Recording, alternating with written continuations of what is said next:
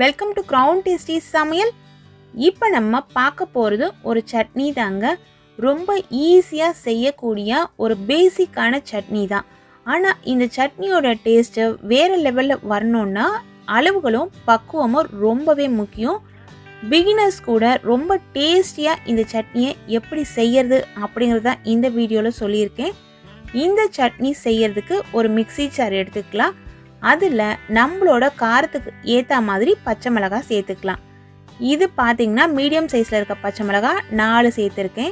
ஒரு சின்ன துண்டு இஞ்சி, அதாவது 1 சென்டிமீட்டரை விட குறைவாக இருக்கக்கூடிய இஞ்சி தோலெல்லாம் எடுத்து சேர்த்தாச்சு. ஒரு பெரிய சைஸ் தேங்காயில் அரை மூடி தேங்காய் துருவல் சேர்த்தாச்சு.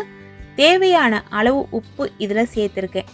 ஃபஸ்ட்டு தண்ணி விடாமல் இது போல் அரைச்சிட்டு அதில் உடைச்ச கடலை பிறகு தான் சேர்க்குறோம். இது போல் சேர்த்து செய்யும் பொழுது சட்னியோட டேஸ்ட் ரொம்ப நல்லாயிருக்கும். இதில் நான் 50 கிராம் அளவுள்ள உடைச்ச கடலை சேர்த்துட்டு இப்போ தண்ணி கொஞ்சம் சேர்த்து இதை அரைக்க போகிறேன். தேங்காயும் உடைச்ச கடலையும் ஒன்றாவே சேர்த்து அரைப்பாங்க. அப்படி அரைக்கிறத விட இது போல் அரைச்சிங்கன்னா சட்னியோட டேஸ்ட் ரொம்ப நல்லாயிருக்கும்.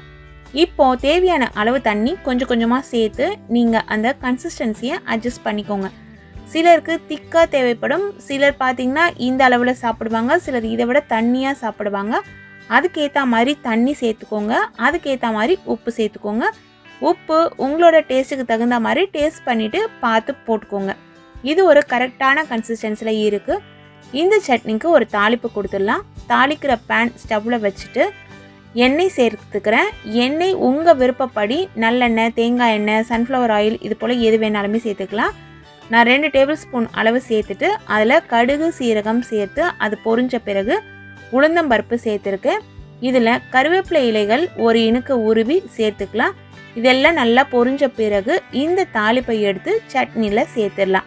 இதில் நீங்கள் விருப்பப்பட்டால் ஒரு சின்ன காஞ்ச மிளகாய் கிள்ளியோ இல்லை முழுசாவோ சேர்த்துக்கலாம்.